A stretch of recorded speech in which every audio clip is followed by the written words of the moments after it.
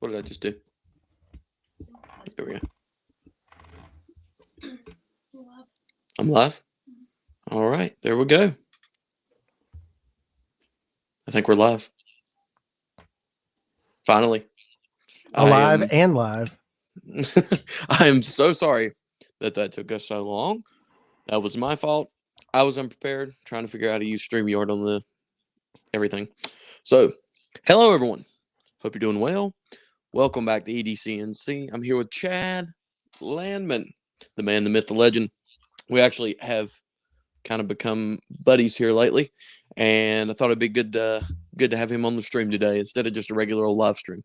So today we're going to be chatting a little bit about slip joints and fixed blades making a comeback. But first things first, you introduce yourself, Chad. Hey everyone, I'm Chad Landman. Landman EDC is known on YouTube, and really happy to be here. Sam, I'd say we're becoming very good buddies. I'd say Yeah. we've had several phone conversations now, and really appreciate you and everything you're doing, and I really appreciate you having me here on your stream. And I'll repost this to my channel here later or maybe later today. But man, I really appreciate it. It's going to be great to talk to you today. Well, it's great to have you here. So, a little bit of background. What got us started talking? Was it Discord? Oh, I'd put something on the chat on the YouTube. I'm following the live video on YouTube too. Oh, got you. Good. Gabe Harlan says good morning. So Gabe, good morning. Good morning, sirs. Let's see. How do I get the chat? There it is. Oh, and I can do this. Ooh, fancy. I'm used to doing this all off my iPhone, so this is a little bit different. Yeah, you're a big computer. You're a big computer guy now, man. Yeah, big computer guy. Yeah, I have no idea what I'm doing. Hey, you'll learn every stream, every video. Got to learn something, right? Yeah, no kidding. So, fixed blades are making a comeback. Now, I've already did a live stream on this before, but we were talking on the phone yesterday about, maybe about what we talk about, and this is what came up. So, you want to get us started with, what got you kicked off into fixed blades again, and stuff like that. Well, whatever else gets us kicked off into something than the trendsetter that is Taylor Martin, right? Yeah. He is a good salesman. If nothing else, the man is a great salesman, and he really makes everything just seem like it's the greatest thing since sliced bread. And he has just been saying for a while now, probably 3, 4, 5, 6 months now, about how he's getting really back into fixed blades. And he mentioned this one, and I am not a fixed blade person. I'll tell you that right now, not a fixed blade person. And I don't like to carry fixed blades unless I'm camping, unless I'm going out doing outdoorsy things and stuff like that. And I got this, he came up with this News knives, this little bitty, and I don't have it with me. I forgot to bring it with me. I got my corgi though, but this little bitty News knives, and I'm going to be doing a video on it soon, but it was just an amazing, tiny little 2-inch bladed, 3-inch handled fixed blade that I just immediately, when he's talking about it, I fell in love with it. Now, not the cheapest. In fact, not anywhere near cheap, as a matter of fact. But I sat there and I said, you know what? This could be like a main Christmas present. So I asked for it for Christmas. I said, if you're going to give me something for Christmas, it's supposed to be something that you don't really need, that you just want. Here it is. And I told my wife, and guess what? She got it for me. And I got the Wicket with green micarta, textured micarta, and it is the best. I wish I had it with me here. I just went to a men's breakfast over here in another part of our campus here this morning, but it is a just wonderful little fixed blade. And if I can find something that pocketable, that carryable, is that a word? Yeah, carryable. I will carry a fixed blade if I could. It is that good. So really looking forward to that. I was even eyeballing a couple more that he dropped yesterday on his website. And I mean, he just makes superb stuff. He's out of New Jersey. I think his name is Tim Nugent. And he does an excellent job. I don't think he needs any more promotion because his stuff flies off the shelves pretty quickly. But at the same time, it's one of those things that, Taylor shared it on his channel. And of course, we all kind of fall into that trap. And sometimes I was like, well, I don't need a fixed blade. No, I don't need a fixed blade. I got these great flippers and I need to stay in my lane and all this other stuff. Nope. Fell right into it, Sam. Fell right into it. It's kind of hard not to, being 100% honest with you. Yep. The small fixed blade. So I actually met him. I've not bought any of his knives, but I met him at Georgia Bushcraft this year, and really cool guy. I didn't have the funds at the moment to pick up any of his knives or anything, but really cool guy. And man, they are so like. Well, I'll put it this way: I might have to save up for either if they're at the fall gathering, or spring gathering, or Blade Show. I'm gonna have to save up and pick one of those up more than likely. The ergonomics on them, like you think a blade that small is going to be, it's unusable, but it's nitro V steel. It's the sliciest little thing I've ever seen in my life. It's so sharp, and it is just. I keep going back to the word exquisite. It's that good. It's exquisite, man. Yeah, I'm gonna have to get my hands on one of those. Gabe said I have the primitive wicket. He also said, I would really like to find a deep carry leather sheath for the primitive wicket. Me too. So the thing I could suggest to anyone is find a local leather maker. I just happen to be blessed enough that my cousin does leather work. He actually makes, I've talked about him a few times on videos, my wallet that I carry. And I'm sorry that I'm looking down here. I've got the computer down here and the camera up there and all that. But he makes leather wallets, and I love them. And so I haven't commissioned him to do one yet. He's making a leather desk mat for me right now, but I want to commission him to make me a knife sheath. So get him to work with ulti-clip, stuff like that. Oh, here is Andy Dickinson. Hi, Sam. I got 3 from Nuge at the fall gathering. Love them. You got 3 of them? Woo. Andy out here throwing around the big bucks. Hey, and you know what else, Sam? I found a local small business maker at Blade Show Atlanta when I went. Soulbound Leatherworks. Soulbound Leatherworks, and I purchased a little clip leather holster from them for like $30 that fits like a traditional knife or a slip joint or something. And I got to looking on their website. They've got custom sheaths, all sorts of stuff. So yeah, find yourself a local leather maker if you can. I've got 1 or 2 that I could probably lean on here in Tennessee, especially in Middle Tennessee. But at the same time, Soulbound Leatherworks, they do fantastic stuff. And I think after I saw them after Blade Show, they were sold out of basically everything. So really good stuff. So let me show this off real quick. Finally got the Yukon toolbox. This thing it's just fantastic. Nice. Yeah. I've got this full of knives and everything, but it's good. It's right behind me. Kind of planned it that way. I found this one. It is Useful Leather Company. And this is kind of a good segue into slip joints. Of course, we'll go back and I've got some fixed blades to show off here, but some great little leather slips. Now, I don't happen to have a slip joint that fits in these perfectly, but they are pretty great. The only thing is, I wish they maybe had a little bit more of a like cutout for being able to open it up and reach in and get the slip joint. Right. But they're beautiful, man. I think I paid $10 for 2, which is insane for this well crafted of leather. Yeah, and you've got the Hitchin Timbers. You know, you've got Hitchin Timber out there that makes that kind of stuff, and they're probably one of the most popular ones if I've seen them everywhere. But yeah, I'd say that the sheath game for specific knives, pretty decently hard to find that perfect sheath, because that's one of those battles if you want to find a perfect way to carry that, and especially for a fixed blade.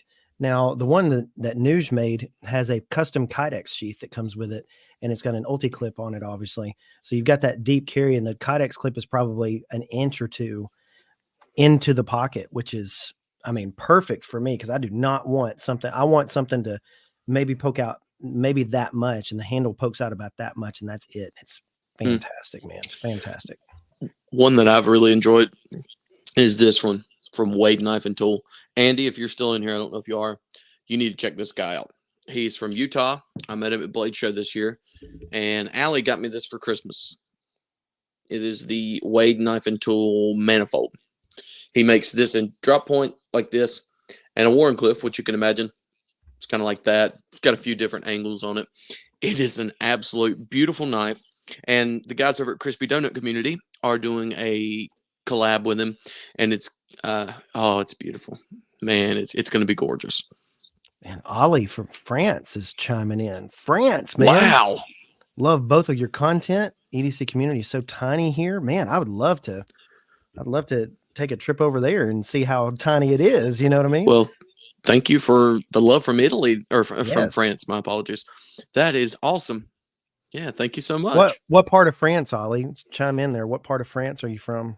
I've been one time when I was in the military, and that was it. But yeah, thank you so much for being on the stream, and thank you everybody for tuning in here. I was going to try to post something to my channel here, or my community tab, so we could get a few more people over here. Yeah, I need to do something similar, but both of my things are taken up right now. Yeah, I'm gonna do it. If you guys hear me stuttering and fumbling, it's because I had to join the StreamYard thing weird on my computer, so I'm getting feedback every time I talk. It's kind of like that thing they put on you, you know. Oh, what is the name of that clip? Is it you're on like a 5-second delay or something? Yeah. No, it's it's really only about a second or something, but boy, it's throwing me off a little bit. What was the name of that? Donnie Roberts, Officer Donnie Roberts. I don't know if you've ever seen that with the speech jammer. But anyways, let's get back to fixed blades a little bit. Yeah, Gabe said something about the Ulti link, and I picked up one of those at Blade Show, and I don't know about it, man. It's a little, it's very versatile, and it clips on, clips off really quickly. But I felt like that is for the Ulti clip for like fixed blades, maybe. That is for something like you're mounting on a backpack or mounting on, I don't know, something else. So it's not really necessarily for carry. More, I could be wrong about that, but maybe somebody has done it a little bit better than I did. But I did pick up one of those at Blade Show, and it works really good to maybe put some stuff into like a big sheath or something like that you're going to carry on the outside of a bag or the inside of a bag, something to organize it, and something that you need to take off really quickly and things like that. So, but yeah, that little tiny Ulti clip though, that just fits on the side of a Kydex sheath, man, it's amazing what they've done with that thing. Yeah, that little thing right there. Yeah, I love this thing. This is the only way I'll carry a fixed blade. Well, not only, but favorite probably. Well, it's one of the only ways I'm going to as well. So, well, I have lost my Vosteed mink. That is one of my favorite things we've ever released. I say we, but one of my favorite things Vosteed's ever released. And oh boy, it is awesome. And I had it clipped on my backpack and stuff, but it was a get home bag, and I had it on my right shoulder. So when I put my gun up, it would hit the thing. So I took it off. Now I don't know where it is, but it's really sweet. I feel like you'd like it. But another one that I can suggest is the LT Wright Patriot. Yes, that is on my list for sure. LT Wright will be, I think they are every year at Georgia Bushcraft. So bring you a little bit of money and get you one. And, well, speaking of carry commission, they did not the Patriot. Do you remember which knife it is? I don't remember. That's a good question, because I don't have any of their knives yet. I'm really looking forward to getting into that for sure. Well, Carry Commission did one that was with LT Wright. Oh, it wasn't the Patriots. Anyone in the comments that know, help us out. Oh, man. I can't remember the name of it. It had something to do with like freedom or something. But anyways, they had one with Python micarta and Magna Cut. And oh my goodness, it was beautiful. You'll have to look that up if you get a second. That's a combo right there, man. Mm-hmm. Wow. It's gorgeous. Now it was out of my price range when they dropped them and all. But this one, I think you can find these. You can find like green ones. Green micarta would be the one I'd want. They had this one at Smoky Mountain when I went on my honeymoon and picked it up. But I think they go from, some of them you can find for 75 all the way up to like 120, 130 from LT Wright. And honestly, that's pretty affordable. Yeah. Well, I'm pretty impressed with them. And again, I mean, we have to echo this with everything that we say with EDC purchases. Most of the time, as with anything else that's made of quality materials and different things like that, you are going to get what you pay for. Absolutely. And I rave and I love to rave about the Civivi Mini Praxis, right? It's just a wonderful, wonderful little knife and a wonderful little folder. But it's gonna, I mean, you're not gonna be able to pound that thing. You're not gonna be able to, put it into some super hard use stuff. And if you do, odds are it's gonna probably buckle under that kind of pressure. And so, again, it's one of those kinds of things where you need to make sure that what you're buying is what you're buying. You're buying good steel. You're buying probably premium materials. You're buying a little bit of the name. Remember back in the day when like a Sony TV or a brand name, brand name shoes, brand name stuff. You're paying for that brand name. Well, you might be paying for that a little bit in EDC gear as well, but anyway, just want to put that in there just as kind of a reminder to people that are I hear people constantly saying that's too much, it's too much, it's too much. And I try to move towards more budget EDC stuff on my channel as to appeal to the masses. But at the same time, sometimes you can't. Sometimes there's a knife out there like a news knife that's $200 that's worth every penny, and it's going to be around for a long, long time. And it's going to be with me for a long, long time. And I'm really looking forward to that. So anyway, that's a little, ooh, look at that. Well, oh, sorry, I wasn't trying to cut you off, but I was going to make the point. People, this is from Off Grid Knives. A pretty, I've got one of their fixed blades here, and I mean you can tell that's a beefcake right there, right? Huge, huge. And this, as far as folders go, is pretty beefy. But this is not going to hold up to the abuse that this is. I mean, this, as thick as the blade stock is, it's full tang, G10 handles. You can put this thing through all kinds of stuff, and it's not going to fail. What kind of steel's on that one? I think this one's just D2. D2. And this is 154 cm, G10, same materials other than steels, of course, but then it does that. That's where the failure point is. Obviously, I'm not saying anything new. Everybody knows failure point is the lock. Right. But that's just the difference. Like this little guy right here. I don't feel bad beating this up because, not like thrashing on it or anything, but taking it, I cut straps on this toolbox behind me. The box that it came in, cut the straps. I don't like doing that with my folders and like M390 and stuff because what if I mess up, chip it, stuff like that. This is A2 tool steel. And I can just throw it back on the work sharp real quick, get an edge back, just a ceramic rod, boom, you're good. And also the durability of it. So honestly, in a survival situation, I think I'd rather have this much more than this. Yeah. This is going to get me through most things. But what about when that whatever hard task comes up, So, and I know we're getting out of like realistic things. We open Amazon packages, for goodness sake. That's like 90% of what we do with our EDC, right? Especially our knives. It is, and we hear a lot of that kind of stuff, like, oh, we're only opening packages with it and stuff. But I don't know about you, but I put my knives through some stuff. In fact, I'm getting ready to do some things with some of my tools. I got to put up 3 or 4 signs next week on telephone poles around our campus here. I'm going to be using some of these tools in a pretty, non-Amazon package opening way. So yeah, I'm looking forward to it. The actual tool part of my EDC, yeah, it gets beat up sometimes. But my knife is, I'll be 100% honest. Let me think.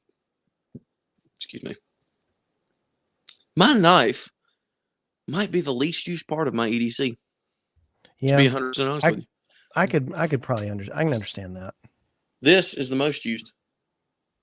My flashlight is probably like next to my chapstick, the thing I use the most, Yeah. And it's not like, oh, my life is just so uneventful, whatever. It's just, I mean, how many times a day do you use a knife? Maybe once, maybe. And then, I mean, we can create things to do, cut open our food packages that we could totally tear with our hands. Yeah. But I use flashlight, honestly, probably 2 or 3 times every single day. But that's different from person to person. Now, I drive a truck.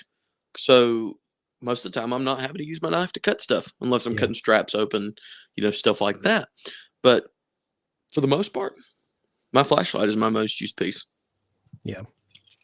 And I can understand that too. And you know what I've gotten more into, and one of the things I wanted to talk about with you was 2024 getting more into. One of the things I have not used hardly ever is a multi-tool.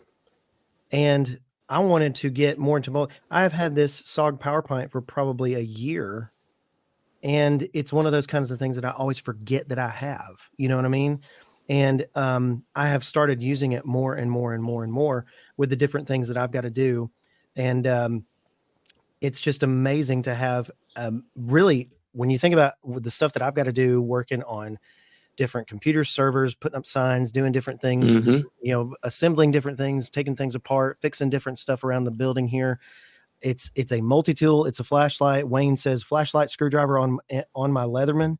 Yeah, that's basically what you really need to work on that stuff. And if you've got, especially with that new Leatherman arc, you've got the Magna Cut blade on it, you're going to have a really good quality hard use blade if you need it to be.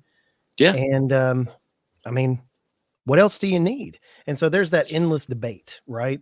Of, do we really need all this? Do we really need all this? All these products coming out, do we really need it? Well, we don't. If you think about what we really need, what do we actually really need?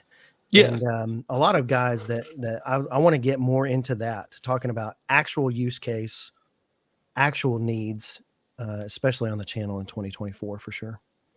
Yeah. And I don't, I try to be this way in anything, religion, politics, any of it. There's no need to lie to yourself. There's no need to be dishonest about stuff and just try to bat for your side. Do I need, let's see, what's next? Hey, Marine X-Men, thank you very much. Really appreciate it, guys. Thank you so much. I really appreciate that. Yeah, I forgot you could do super chats now. I'm monetized. Thank you so much. Yeah. Wow. Sam here on EDC just got monetized. So hooray for that. Thank you, Marine X. Thank you, Wayne. Appreciate it that very, very much. But do I need this? I don't remember what I paid for it. It was a birthday gift from a 21st birthday at Smoky Mountain Knife Works. Do I need to pay, let's just say $250 for a knife? No, I don't. This will work. Honestly. And honestly, could you get the same job done? Knife. If I went and bought 3 mini Praxises for $90, $30 a piece, would it get the same job done as, I don't know, buying a $150 knife with way better steel, way better ergonomics and things like that? Who knows, right? Mm-hmm. But at the same time, it's a matter of what you can use, what is available to you, and what you need to get the job done, really. And a lot of it is that whole diminishing returns concept. Again, did I get my money's worth out of this knife? No, I didn't. I could have made not half an extra house payment, but you know what I mean? Yeah. But it's just like going out to eat. I mean, you can either go spend $150 on a meal and have a great experience and have fun and have the experience, or you can go to McDonald's, still get the same nutrients or whatever, same calories. And that's kind of what it comes down to, is the experience. I like this knife because of how well it's machined, how well it's made, the blade steels, the looks, the ergonomics, the man who designed it, stuff like that. Do I need to spend all that money? No, but I really like the knife. Gabe says the most used in my EDC is my fidget and BC powders. Dude, that reminds me of my grandma. My grandma used to take BC powders like they were going out of style. Another fun little one. So this right here, these are fun little concept. It's mini fixed blades. I picked these up at Smoky Mountain. They were like $20 from Demco. Little bitty guys. They're so cute, aren't they? Andy Dickinson says, multi-tools with a bomb. I did some med training for an airport FD, and my payment was to fill a box of confiscated tools. I filled it with Leathermans and gave one to everyone at the firehouse. Oh, yeah, dude. Leathermans all day. I love them. They're great, just like the SOG Power Pint. And I know Taylor had a big thing in making these big, but power pints, the rebar, stuff like that, they're great for those. Oh crap! I don't have a toolbox around, Yep. but I need to just tighten the screw, and it's just for like those everyday tasks that you come across. Well, and one thing that I forgot about the power pint, just a quick thing before we move on, is that, and I'm looking at here at one of the most used tools that I had all year last year is the Milwaukee 1505. Yeah. And I bought this because I saw Zach in the Wilds thing on his channel, and I thought, I'm not going to use that. I have used it so much. Mm-hmm. But the SOG PowerPoint has if you can see right here, I don't know why is my video feed flickering there? I think you're good. I don't know, but we'll figure it out. But it fits a bit at the end right there. And I didn't realize that until yesterday. And I was out in the middle of nowhere in our campus and really didn't want to take 10 minutes to walk back to my office to figure something out and to get another tool. And I had this and I had bits, but I didn't have my driver with me. And sure enough, this worked in a pinch. So again, it is all about what you have. That is a $40 multi-tool. And when you're looking around at all the Leatherman Arc and stuff, of course, $230. You can get discounts on that if you're in the military and things like that. But $230, you're going to have everything on there that you need. And guess what? It's all about getting the job done. It's all about having what you need when you need it.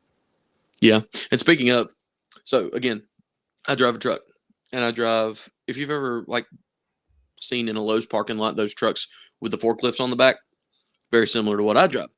Well, I was probably 30 to 45 minutes from any of our mechanics the other day and had my lift spring a hydraulic leak. And just, I would have maybe not been stranded, but not been able to finish the job or whatever. And I had this toolkit here. Speaking of, most viewed video on my channel is my everyday carry toolkit. Part 2 is coming soon.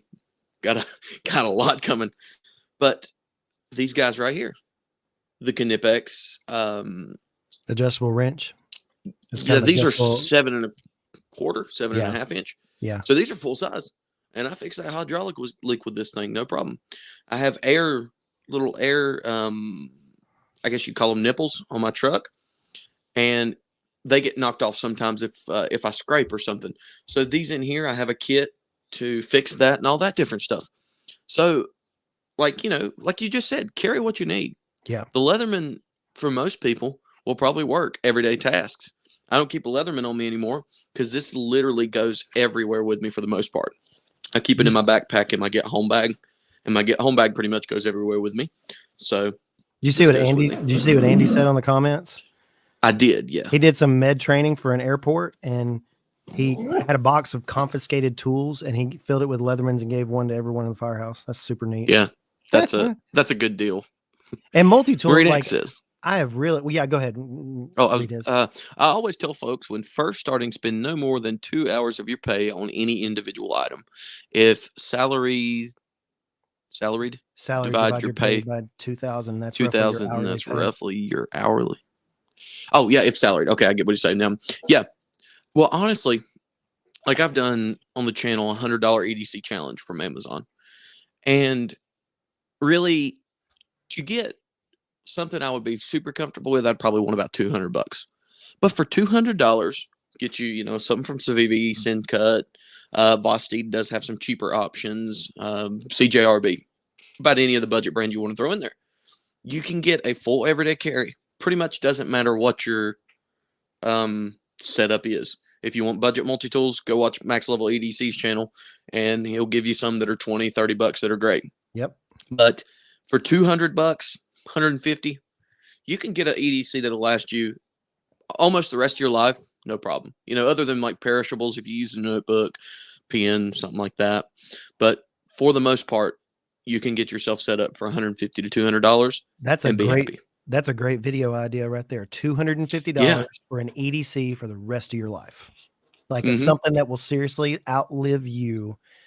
$250, something like that. And you can fit almost any multi-tool under that bracket.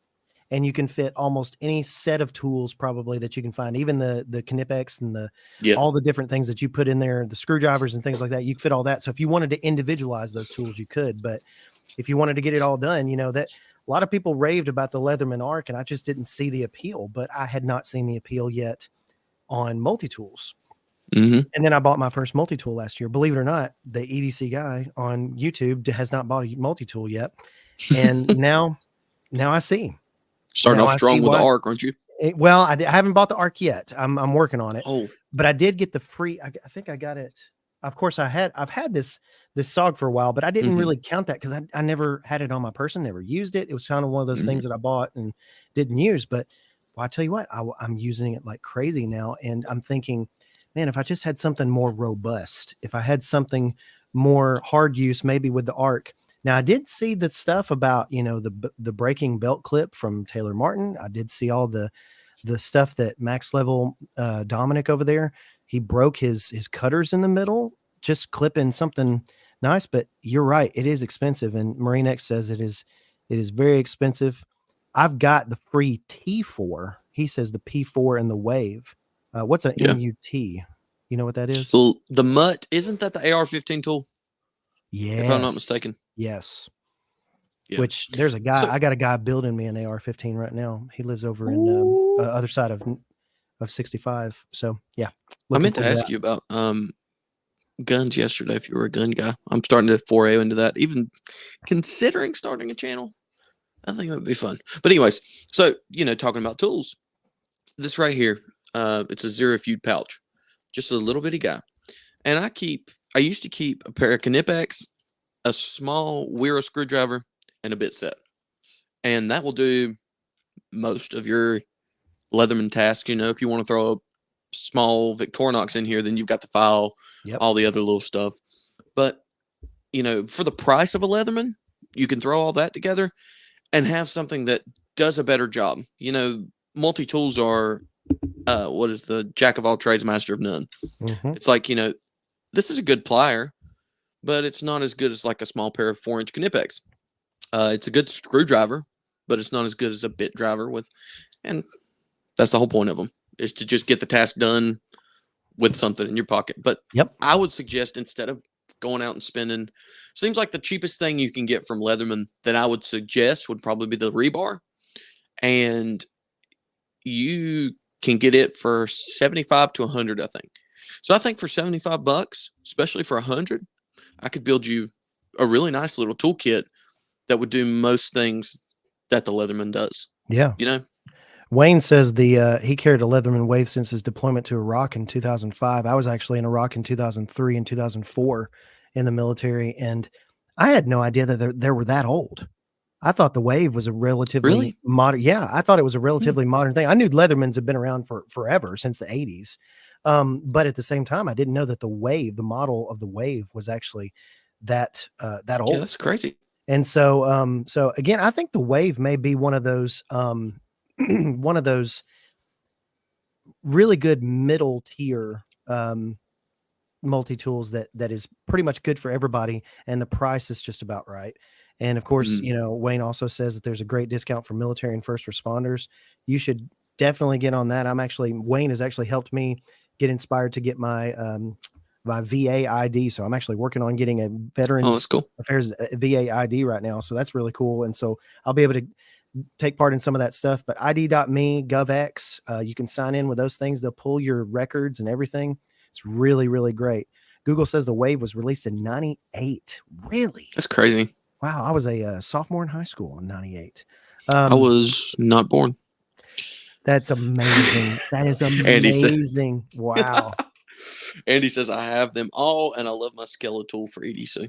The Skeletal, yeah, that's one I haven't had either, is the Skeletal, and I've heard so many people rave about it. They love it. I think the Raptor, the shears, they seem like they would be pretty useful. Yeah. I might have to check out some of those. Wave also says, Google says the Wave. Yeah, okay. That's nuts. That is nuts. But if you think Leatherman's been around, yeah, he says not born, LOL. I'm in my 40s and you're in your 20s, and we were talking about that on the phone the other day, man. You got You got a lot of good stuff ahead of you, buddy. Yeah. Just Dude. married, just got you a good job, got something good going on YouTube. Yeah, it's going really well. Yep. Definitely blessed. Loren, how you doing, sir? Thanks for stopping in. So, next, I want to talk about this. Whoops, see, I messed it up. See, there we go. This is the Corgi by Vosteed. This is my first. They sent me the brass with the, yeah. Is that now? I wanted to ask you. This is the Corgi, obviously by Vosteed, and you have an affiliation with Vosteed, so just to get that out there. But this is a green micarta, smooth green micarta. This inlay right here, is that? It feels like brass. Yes, I believe it is. Is it brass or just gold colored metal or what? Brass. Okay. Yeah. It's 14C 14C 28 in steel. Oops. Very nice. And boy, this thing is really good. Yeah, check that out. Yeah, this one. Did they not send me the right one? Were you not? I was gonna get them to send you the black one, black blade. Oh, I actually like this one better. The satin finish. Satin finish is actually really love that. I thought it was interesting that when you look at the top here, it almost looks like it has ears. Yeah. But that means you can front flip it, or you can use it like it doesn't have a thumb stud, but you can flip it from the back as well. So I'm always gonna, I never could get there we go. It's a really smooth knife. I'm looking forward to getting some more Vosteed stuff and thinking about it. And I mean, it just looks like it's really well built. I love the screw, the hardware on it looks like it's from a Mac. Looks like an Apple product put together. Really nice. Really nice. Yeah. Put something on my Instagram the other day and got a few people messaging me saying, "Hey, I've had a Vosteed in my cart for a while, and you just kind of pushed me over the edge." And I'm like, good to go. Yeah, I really like. So Bead blasted. Is that bead blasted for the win? Is that what Andy was saying? That might be what the blade finish is. Is it? More like a blasted finish. It is bead blasted. Yeah. Not really satin. I have a hard time figuring out satin between bead blasted, but yeah, this is what I prefer anyway. Black is great. Black is usually great pretty much any time, but I absolutely love it. These are two more of them. Oh, Jade. That blue one's sick. Yeah. Yeah, it is. It's pretty sweet. Also, the brass. I believe this is a titanium inlay. Oh, nice. On this one. And they're going to start doing some engraved ones. And here's the extra large Corgi. I don't know if you can speak to this or not, but and you said they might be coming out with a mini version of that. They are coming out with a mini. Okay, they are. And you said it's like March, right? Probably before March. Oh, so that's the mini version right there. No, this is the regular size. This is the big size. Oh, so there's going to be 3 sizes of it. Yeah. Wow. Whole family. I didn't know that. Okay, cool. Cole Singer-Tiz. Yeah, go ahead and say what Cole said. I am a service technician. I carry a few tools on me everywhere I go. I love my Wave Plus. Carry a Weha. I think it's supposed to be Weha. Yeah, bit kit and a Leatherman extension. Also carry a 5-inch Knipex, 4-inch adjust point. I prefer the 5-inch Knipex as well. Yeah, me too. That set, whatever Cole has right there, that set of stuff right there is just that will get the job done. Basically, anything that you need to do. So yeah, and that's a good EDC right there. One thing I thought about building out one time was Knipex. They make a belt pouch, like a belt sheath. They do, and you can put your Knipex in it. Yeah, extra stuff on the sides and stuff. Yeah, the adjustable wrench or the both the Cobra and the pliers wrench. I can either confirm or deny that's in my cart and has been in my cart for like 3 months. So that's what I'm talking about. Might have to bite the bullet on that. Yeah, go for it. There's somebody has a video on it on YouTube, something similar, but you know how we do. We think we can do better. So I would like to try that one time. I think that would be good. But okay, well, our next topic that we were going to talk about today was slip joints. So let's fire that up. So I'm going to go ahead and start out by saying I don't own many slip joints. The ones I do are lower end, except for one, and I didn't bring it out here because I'm a big dummy. But it's from Fox. I tell you what, let's bring that out, and I want to ask a question before we dive into this. What is the difference between, and I'm kind of asking, I kind of know, but I'm also kind of asking, what is the difference between a traditional knife and a slip joint? If I'm looking at a case knife from, I don't know, it could be a modern case knife from 2018 or one from 1995 or one from 1965, right? Those are just, regular little folding knives. They don't lock necessarily. Some of them don't lock. I know that some case knives do. But what is the difference between a traditional knife and a slip joint? What do you say, Sam? What's the technical difference there? Name, really. That's it. Okay, good. Because I mean, know that there's probably people out there wondering that. And so I wanted to make sure that I knew, so I didn't look like a fool, but I feel like it's just it's just like a modern slip joint is a modern name, right? Yeah. The QSP we've Hedgehog. been talking about that. Both of us are looking forward to getting one of those. That thing looks amazing. So I think the difference is traditional knife, old school, Look at old that school Hawks bill. materials. Look at that. Yeah, it's pretty funky. Old school. So traditional, maybe. But you see, slip joint is a mechanism. It's a slip joint. It slips into the position by a metal joint, a metal spring. So But does it maybe lock? traditional is just old school. So Gabe says shape. Gabe, what do you mean by that? Do you mean like that's what defines a slip joint versus yeah. Now, what do you got there? What is this? This is from Fox. Okay. These run about 130. I got this in a trade. Carbon fiber, M390. Oh, that's sick. Comes with a pretty cool slip in here. I'll let you hear the. And that does lock. No, it doesn't lock. It just No. snaps into place. Has like that two. Yeah, that's every traditional knife that you've got is it snaps into those two positions. Oh, that's a sick. Oh, did that come with it? It did. Oh, very nice. But yeah, maybe so. So I bought I actually do have another one. It's the Case Sodbuster Junior, and I like it. I mean, it's like $30. So what do you lose by buying that, right?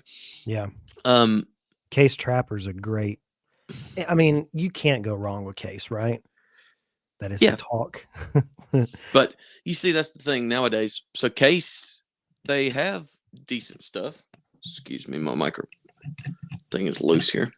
Most of the people say, Gabe says, most of the time people say traditional, it has a thinner shape. Yeah, I could see that. Yeah, I think kind of like whoever said it is, Gabe, that shape. So like, Hawkbill, traditional, the spade blades, the trappers, the sodbusters, insert peanut, whatever you want to do. Yeah, so maybe knives, that's peanuts and things like that. Yeah. Yeah, but wait. So here you go. I think this would be a good way to say it. All slip joints, or all traditional knives, are slip joints, but not all slip joints are traditional knives. Maybe that's the way to say it. Now that is what you are smarter than the average bear there. You know that? Here's what Gingerfish. I believe a traditional has a set of shapes and materials as a traditional. A slip joint has no roys. There you go. So a traditional slip joint is just kind of whatever the manufacturer wants it to be. Yeah, as long as it has that slip joint mechanism. It's like doesn't a really frame fall liner into lock. It's almost like a new category in and of itself. It kind of just, it may have traits of a traditional knife, but I think that's where the trend, I think that's one of those, we're talking about trends. That's one of those trends that we're going to see this year is in 2024 is fixed blades, traditional knives, slip joints. That was one of my things. I thought those three items are going to be, I think they're going to be big. Like Ultim was big last year, 2022, 2023. I think that those kinds of knives are going to be pretty big. And so, really I'm looking forward to getting into a lot of those because a lot of those traditional knives are at local knife shows around here. When I go to a local knife show here in in Middle Tennessee, you're going to see 85% of them are going to be your traditional, slip joint esque knives. And again, that's great. And they're going to have a million of them too. I don't know if you've ever been to a traditional knife show like that, but man, that some of these guys have got, $10,000 worth of case knives in one little case, man. It's unbelievable. So yeah, anyway, just I'm thinking that that's going to be pretty big this year. So Dopey might be right there. Maybe I'm wrong. Traditional knives don't don't necessarily necessarily, have to be. Yeah. yeah. Example, the gunslinger jack. I think, I think we're seeing a new category, honestly. We And I call love them it. slip joints. I love it too, because it shows a lot of experimentation. It shows a lot of people using, some of these unbelievable unique designs that are coming out. It's just incredible. And so what you've got here is you've got necessarily fixed traditional slip joints and all this other stuff coming into trends right here. And Andy says Ultim fixed and slips in 2024. Slips, like what is he? Fixed What do you blades think? and slip joints. Oh, slip joint. Yeah. Okay. See, I didn't even know that. But it's. Oh, sorry. I was going to see what he said. But if it's modern materials and style, then it's a modern. Oh yeah, yeah. So the Bear, the BEXAR or BEXR, however they spell it, from you have Tactile. one, don't you, Chad? Yes, I do, and I don't have it with me, but I do have my tactile hat though. So. There you go. So, Andy, have you seen the Bexar Bear? I guess it's technically Bear because that's how you pronounce the place in Texas. Have you ever seen it? Because it's pretty sweet. They market that one as a slip joint, and I do have an Ultim version of that, and boy, it's the greatest. It really is. Yeah. Magna cut. Right. So I have the opportunity to design a knife. I work so closely with Vosteed. If I, of course, it has to be good. They're not going to produce something that's not going to sell. What an unbelievable opportunity, man! I know. I haven't put it into That's play intimidating. yet. That's intimidating. Oh man, I want to do it, but I haven't just taken the time to do it. Let me help you. Yeah. But that's like my dream. A slip joint. Well, it's going to be the easiest, right?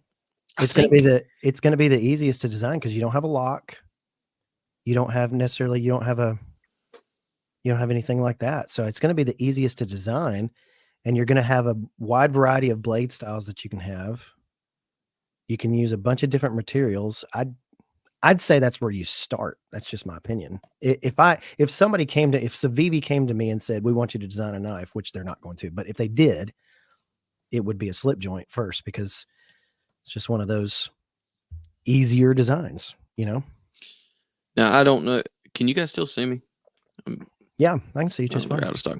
I am trying to find this link for Andy. I think they're out of stock everywhere, though. That's the problem. Yeah, they're sold out. Were you looking? Yeah, I was looking on Google for them. They're sold out everywhere. But if you just type in tactile BEXAR, you'll find it. You can type in Bexar Ultim. And they have restocks on those pretty regularly. They had a restock at the first of the year, and it sold out pretty quickly. So I think they make pretty limited quantities of those, and they sell more of their flippers, their Mavericks and stuff like that. They sell more of those, but they have had some limited edition Bexars. I'm a huge fan of Tactile. They've never sent me anything. I don't know anybody there. I'm just a huge fan of their design and aesthetic, and they really do a great job of that kind of stuff. It's very expensive, but it's very good stuff. You ever seen one of these?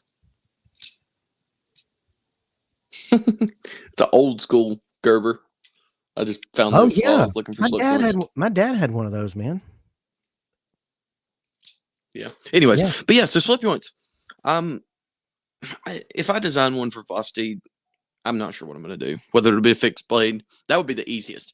No folding mechanism. No worry about it folding back into the handle. You don't worry about anything. Fixed blade. Actually, I'm going to back up and say that's probably the easiest one to do is a fixed blade. Hey, I got that little guy. I love that thing. You got the watermelon? Rough Rider. Yeah. Yeah. Speaking of that's a great coin pocket knife. I love that. Isn't it? Yeah. Yeah. I love putting that as a coin pocket. It's nice and sharp. It was cheap. I think I paid $12 for it at a local knife show. Rough Riders actually show up at local knife shows a lot. and Really? they make some pretty good stuff. And that thing is not but about what, 3 inches? Got If like a that 1-inch blade on it. Yeah, it's opened it might not be 3 inches. yeah. But so speaking of Rough Rider, I almost bought one when we were in Tennessee.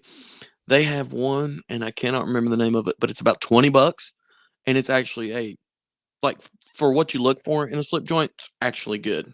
Mhm. Like it's uh I don't think the steel is VG10. I think it's like a pot metal, but the walk and talk's good. Some of them have steel, copper, micarta, all kinds of different handles, and I cannot remember the name of it. But it's It's not the somebody help me tadpole, out is if you it? guys know. It's not the tadpole, is it? No, No? this is a slip joint. Okay. Yeah. I think I know which Oh, one sir. you're talking about, though. They also acquired Queen. I don't know if people know that or not, I didn't know but that. yeah, if I'm not mistaken, that's what Greg or I hope he could tell me that. Uh-oh. If not, he's going to be in trouble. But we had talked about, they acquire old companies with a good name and they'll revamp them. I don't know if Rough Rider was their internal brand the whole time, but now they own Rough Rider and they're the ones that make them. And what they do with these brands is um they take designs that are going out of style, old Boy Scout knives, stuff like that just aren't made anymore, Yeah. and then they'll make them. They do that with their hatchet company too.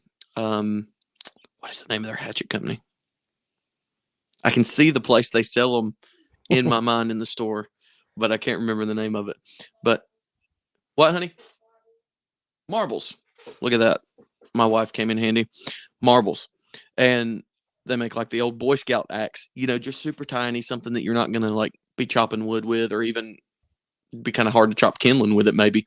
But they revamp these old designs, which is really cool. But they've done that with Queen too.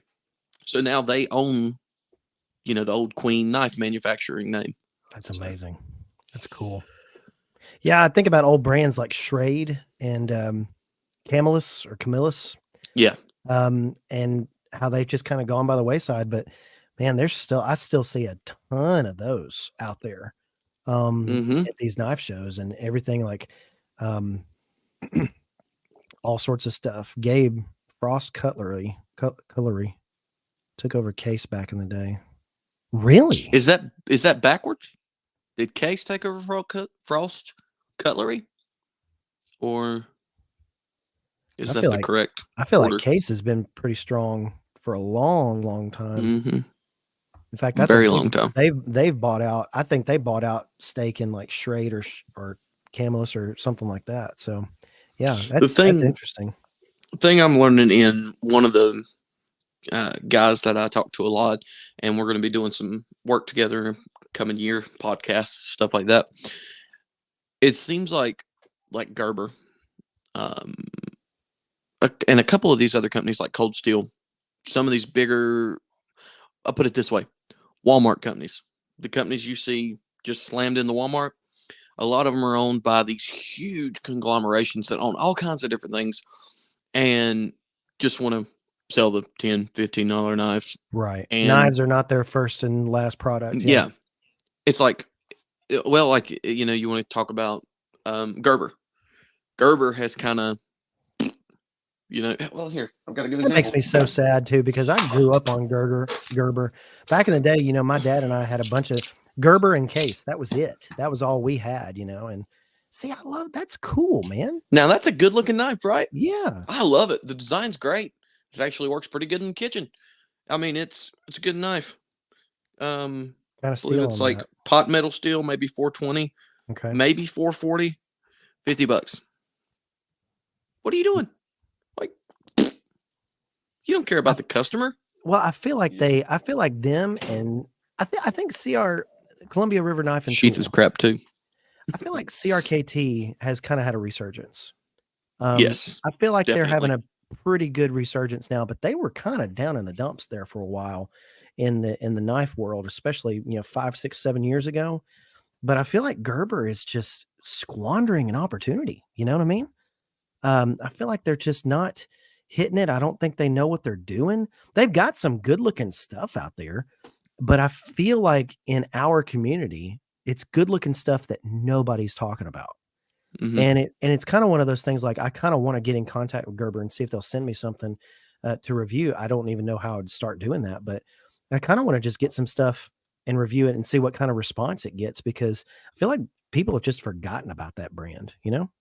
Well, the reason people have forgotten about them, I think, and I don't want to get into this too much because I don't want to ruin that first podcast me and that guy are doing, but I think the reason people have forgot about them is they become forgettable. Now, their designs, great. Just like, here, let me get that back out. Hey, I just picked up a Great. Kershaw. Dopey says Kershaw's been stepping it up. They absolutely have. They I have. But I picked mean, up a Kershaw that's amazing. look at that. Yeah, it's a good looking knife. Good ergonomics. The sheath is garbage and the steel is crap, and they charge like 50 to 55 bucks for it. Yeah. That's the problem. They've got some good fixed blades designed with okay sheaths. They're small ones, but again, it's overpriced for the steel. Yep. I mean, look, me and you were just talking about this yesterday. I would rather be stuck in the woods for the rest of my life with something in like A2, 1095, something that I can take my work sharp, not even the precision adjust, the field sharpener, and slap an edge back on it. You know, I chip it, I'm like, that stinks, but I can get that back pretty easily. Yep. But there's a fine line to walk between 1095 and something you make frying pans out of, and M390. You know, you need to land somewhere in the middle with a usable knife and stay there.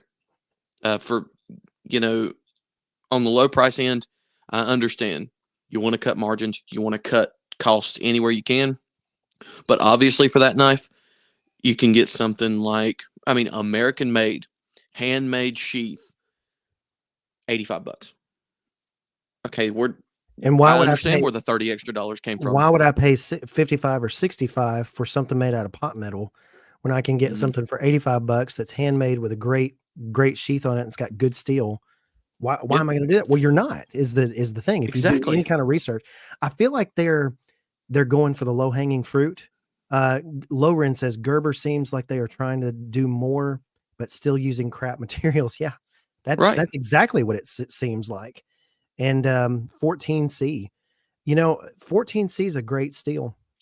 You should Hmm. just even if you've got to pick one and go with it, pick D2 or pick 14C or something and just Yeah. go with a good steel instead of this awful crap steel. When people buy your stuff, I feel like they're going for the low hanging fruit and they're like, "Oh, we'll Hmm. just get the people in Walmart, right? We'll Exactly. just get the people in Target that are looking for a multi-tool that they're going to use 3 times and then it's going to sit in a drawer for 10, 15 Hmm. years." Well, how about you aim higher? How about that? Yeah. How about you make something out of premium steel and you get it into knife shops, you get it into YouTubers' hands, you get back into it. I really would love to see Gerber survive, but I don't think that's going to be the case. Yeah, and the problem is, so we're talking about CRT stapling it up. This might be this exact one. Was my first pocket knife. I feel like Not that's my a first, of course. lot of people's first pocket knife, man. The That thing M16. was, yep, it's super popular. And I think like this is when I say first pocket knife, this is like the first one I went out and bought because I needed a knife. And it was cool at the time, worked well, but CRKT has so stepped it up lately. Look at this. Talking about 55, 60 bucks. Yes, I The want. What is Razor. that one called? Yes, I want that Yeah. one so bad. D2. That is the wickedest. Now, I want to ask you a question about that. Is Looks like my the wife. top? So it goes at an angle. Is the top end sharp as well? It is. Oh, that's so sick. And look at that wicked tip right there. But see, Crazy. somebody is not gonna like that CRKT leaning on 20 or 30 years of design chops and saying, "Hey, let's put something out there that doesn't look like anything else." Hmm. That's just cool, man. Oh, And I yeah. saw it's just one of those things. I saw that I was like, man, that's going to be one of those I get. But yeah, Andy says 90% of the market is Walmart people. I tend to agree with that. Exactly. I And think that's the that they problem. It's selling. and that's where they're making their revenues and they're in the black and they're doing just fine. I just feel like it disappoints me that my childhood brand, I guess, that they're not doing more when somebody like a CJRB or a Kershaw or a Civivi is making them look like fools, honestly. Oh yeah. It makes me sad. And so I know there's still not so much in the knife community. There is definitely a percentage of them, but there's definitely like, oh, it's made in China. I don't want it. And I do understand that to a certain extent. Okay, whatever. But especially these Gerber brands, you ask somebody nowadays, where's Kershaw, Gerber, CRKT made? They'll say, made in America. I had something similar to that happen to me. Um, I don't know if he said anything about it being made in America, but he's like, oh, yeah, Kershaw, good knives. I'm like, well, to a certain extent, some of them are, yeah. It's like they've got the market so gripped with their old knives, the way things were, like the Kershaw Link. No, what's the Ken Onion design? Leak. That line. That Is it one a good was knife? Yeah. iconic, right? Yeah. Yeah, decent knife. But for the price, oh boy, you can get so much better. But people don't know that because they walk by the Walmart counter and they see the CRKT, Kershaw, Buck's another one. They see these brands, they see the best that they have to offer, and they think this is the peak tip quality. Yep. And Buck still makes some of their stuff in the U.S. So does Kershaw. CRKT starting to come back around to it. I think Gerber has Mexico. 3 or 4 models that are made in America now. But then I think they kind of get the made in America slogan slapped onto everything else. Not literally, of course, but I mean like in people's minds. Yes. That Gerber is good because it's made in America. Kershaw's good because it's made in America. And then they'll go spend $30, $40 on a Kershaw that was made in China and not even think twice about it. Can I give you an unpopular opinion here? Let's hear it. Make it really unpopular though. I don't. I'm gonna make it really unpopular. How about this? I could give 2 craps where a knife is made. Mm-hmm. Because guess what? Made in USA probably just means that one part was made in the USA. Maybe just the steel was made in the USA. The rest of it is made in Mexico, Bangladesh, China. Who knows, right? Assembled in US is another one. Exactly. Assembled in USA. That's a big one too, because, oh yeah, we're assembled in USA. Well, that means all your parts and sources and everything like that. And so I could care less where it's made, because when you put out a knife like a Corgi, another plug here, when you put out a quality knife like that, when you put out a mini Praxis for $30 and it works extremely well, and it's going to be good for 9.9 out of 10 people, I don't care where it's from. And again, would I prioritize a US maker over a Chinese maker? Probably not. Would I buy US made stuff like, for instance, Tactile's US made in Texas, right? That's cool. But you shouldn't limit yourself to say, well, I'm only going to buy US made products because America first and blah, blah, blah, blah, and all sorts of stuff. That's fine to have that attitude. And if you're all about American made stuff, that's great. I'm going to have a video coming out about the best American made stuff. But one of my points is going to be this very point I've been thinking about is, guys, it doesn't matter where it's made now, because odds are it's not really all made here anyway. So anyway, that's just one of those kind of bees in my bonnet, kind of trying to get that across to people, is that made in USA needs to be in quotations most of the time. And speaking of made in America or made in China, and you're not going to offend me if you say that kind of stuff, but these guys right here, Fosti, it's not just like I make money off helping them kind of thing. Actually, I do have the ability to, but I don't make the videos for them at the pace I should. But anyways, point is, they're my friends. UA, the owner, Farah, Kareen, Johnny. I've never met Kareen, but Farah, Johnny, and Kareen, and UA, I mean, they're all my friends, and they're great people.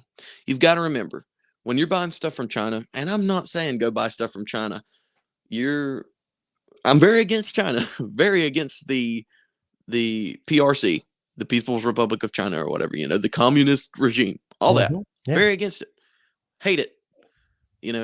I don't hate people, but can hate sin and stuff like that, according Yeah. to my belief. But I hate the way that country is run as far as communism.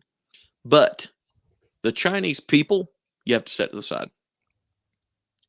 They are, I know that their tax money goes back to China, all that different stuff, but you got to think of the people you're buying it from. If you meet some of these people from Artisan, some of these people from Civivi, some of these people from Vosti, CJR beats under Artisan, Kaiser, these people are, in most cases, good people who could use your support. Well, they're just like you and I. They're hardworking people. They're designers. They're engineers. They're, people that put this stuff together and pound this stuff out and sharpen these blades. Somebody's got to do it. So it's the same difference. Now I'm not saying you shouldn't buy American, obviously. And Loren says right here, have you seen Dead Recognized? Good grief. Dead Recognized. I just Googled that and looked at that. Sean makes everything in America down to the screws. That is admirable. But when you look at the Ridgeback, for instance, Ridgeback modified series 1, pattern 1, you look at the cost of these, and again, premium materials, all made in America, all sourced in America, $450 for a knife. Now, granted, those are super high end and things like that. You're going to get the same with your tactile stuff. You're going to have, there's not a knife on there that's less than $200. And so you're going to pay for it. But at the same time, if you like what you like and you like a certain type of knife, don't worry if it's USA made or not, because it's so global these days. But we shouldn't be worried about that too much. And again, I think it's some of these companies put the USA made in there, and it's false advertising, obviously, a little bit. But some of these companies, now somebody like Sean, who is probably a independent maker and creator, he probably does it all sourced. He probably does it. But when you look at a bigger company, maybe like Tactile, or maybe even like I don't know, somebody like a Gerber who says stuff is assembled or made in the USA, it kind of gets into a little bit of a gray area there. So anyway, I think that's just an important point to make. And people that say, well, I'm only going to buy a knife. I've heard several guys be like, I'm only buying knives made in the USA. And it's like, man, you're going to limit yourself that way. Anyway. Well, another thing is, you're going to buy. So I watched this guy on YouTube, Wrangler Star. I'm sure a lot of people have watched him. Yeah. I like his videos. Somebody made the point, like, he can be very whiny, and I think you're right. He's a very opinionated man and stuff like that. But I like the videos he makes, the stuff he does in the videos. It's fun to watch. That's like a dream thing. He's the reason why we all have a Benchmade bug out, right?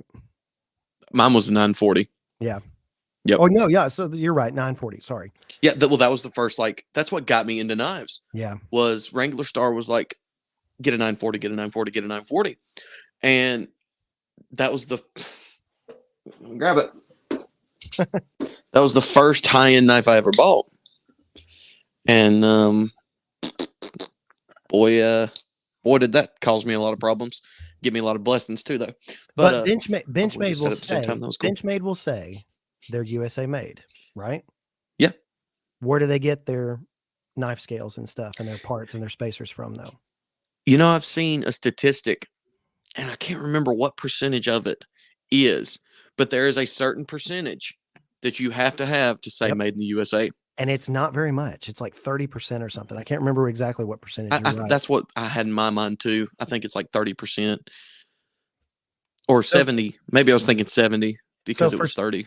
Right. For some guys to say like, I'm only buying USA stuff. Well, like, you realize, like, as global as it is, as I've said 3 or 4 times now, you're not really getting 100% USA made unless you know the creator personally, unless you know where they got it from and all this other stuff. In the case of the Dead Reckon knives and stuff, you probably don't know where it's all from. So anyway, just an interesting point to make, about some stuff, and about people thinking that, well, USA made stuff is better. Well, is it?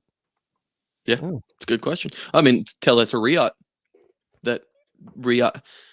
Some of the best, just like the Karambit they released recently.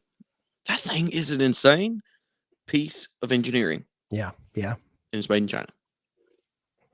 And if you bought that same thing from America, it'd you're be going to be paying out the butt. exactly, it'd be 2.5 times more, and Yeah. you know, that's just the nature of that's why does Apple make all their iPhones in China? Why do they do that? Mm-hmm. Well, it's Cheaper. because it's cheaper to do. It's because that the iPhone would cost $3,000 if we didn't make it there. It already costs way too much. So Yeah. Yeah, and don't let Greg Medford see this stream. He will come after us. Greg, I've met I Greg. forgot about He's that. Yeah. very wide open. But somebody brought up the Jack Wolf knives a while back when we were talking about traditionals. Love those. I've got to get myself one. They are absolutely awesome. I saw your message. Let's just say I've got a long list of knives that I want to get as first time to check out. And Dopey here says, if you go further down the line, nothing is 100% USA made. That's the point I've been trying to make. Yeah. We don't have cobalt mines for the blade steel. Apex Alchemy has a great video about it. Ooh, I'm going to write that down. Apex Alchemy. I think that's the name I've heard.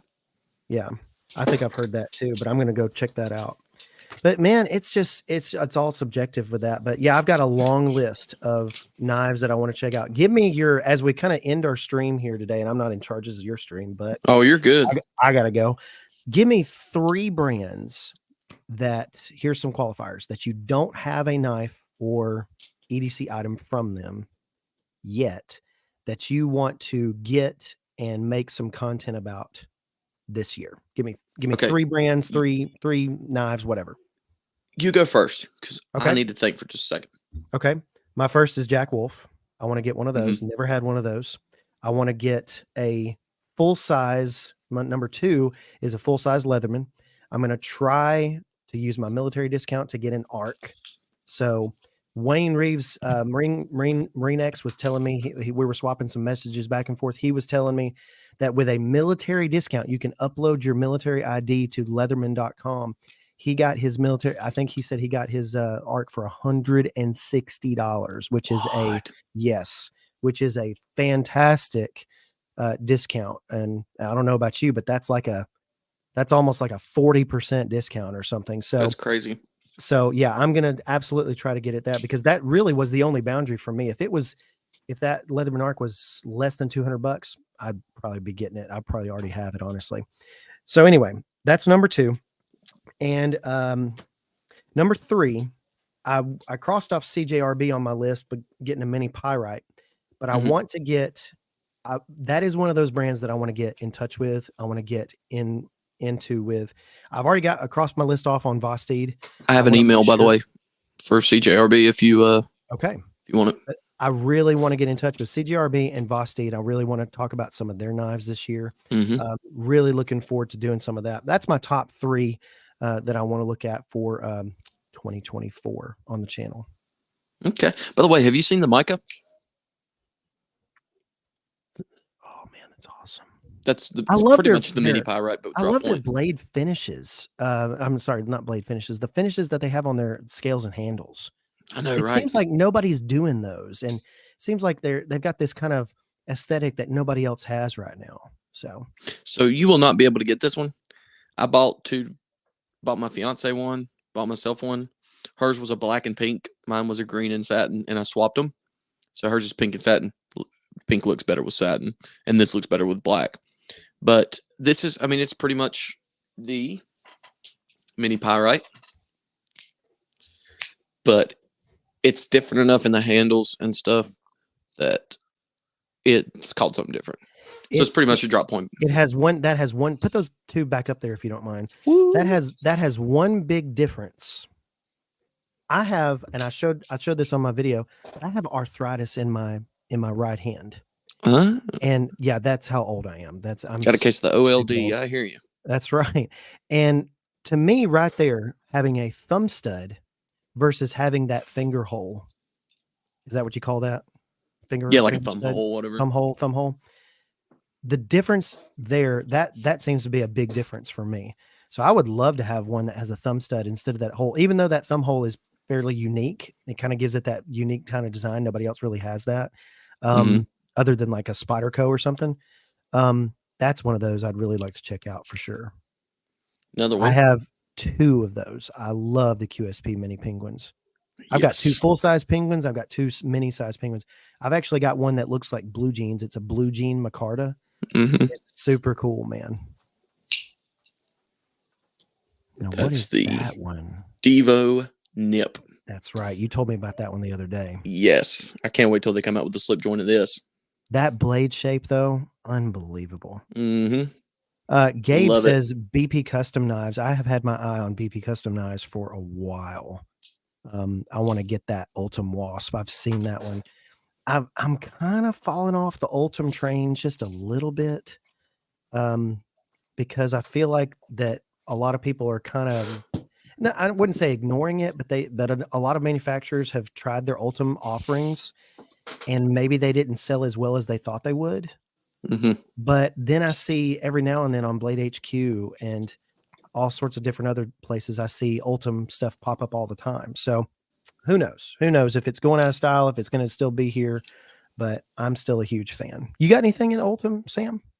I do not. Not a single thing. See, that's a thing you need to make that a goal for 2024. Now, what is that? That's the This is Vosteed the what? Chipmunk from Vosteed. Nice. And one that I'll try to get them to send you is the Mini Nightshade. Have you seen this? Yeah, you have reviewed that one a bunch, and I don't know how I feel about the blade shape, the way it angles down like that. Because I've never had a blade really like that. I tend to, I see the mini the mini Next bug video out. right here. These two are going head to head. So you're gonna put those head to head, and you're going to, I would think for ergonomics wise, that Vosteed is going to be really good, right? Mm-hmm. Because there's something weird about a curved blade. It's like it grips the material. Weird. Yeah. With the push cuts, pull cuts, it's excuse me, getting kind of loud. It kind of just, the material kind of, I don't know how to explain it, but you don't run out of edge. Yeah, okay, I could see that. But I don't know. It's going to be a good head to head. This is S30V. This is S35. This is GFN or whatever their handle material is. This is carbon fiber, deep carry pocket clip, around the same blade length. I think the mini bug out has a little more cutting edge. And somebody made the point, I'm affiliated with Vosteed. So be it. I'm going to be honest. If it comes down to it and the mini bug out just absolutely wrecks it, mini bug out gets the suggestion. One more I'll show before we go. Alone, speaking of Riot made M390. This is a knife I carried in my wedding. It's so beautiful. More traditional style. M390, G10, carbon fiber, titanium pocket clip, carbon fiber backspacer. What is Guess that? how much? What is that? What's the brand on that one? It's called the Olone Knives Rumson. And guess what? You can't get them anymore. Gummits, why are you showing all these knives you can't get? And $130. $130? Really? $130. Catch him at Blade Show this year. If he's there, maybe he has a few left. Maybe reach out to him on Instagram. Okay. Because when I talked to him, he was trying to get rid of them. That's one of those types of knives that I love. I just love that kind of design, man. Especially with the the finger, index finger flipper right there. That changes everything for me on that. Well, we will close it out there. I just want to say this might be the most viewed stream I've ever had. We had 20 or 19 or 20 in here at one point, and I got my first super chat. Let me pull that back up. Thank you so much to Marine X for that. Yeah, thank you, Wayne. Greatly Appreciate it, man. But I hope you guys enjoyed that video. If you did, please like, comment, subscribe, all those wonderful things. Chad, you got anything you'd like to say? Man, just keep on carrying, keep on doing good stuff, keep being a great community like you guys are, and it has been absolutely wonderful to get in touch with a lot of you, and I cannot wait to take those relationships further in 2024. So thank you guys all for being here. Appreciate it. All right. Well, everyone have a great day, and God bless. We'll see you next time.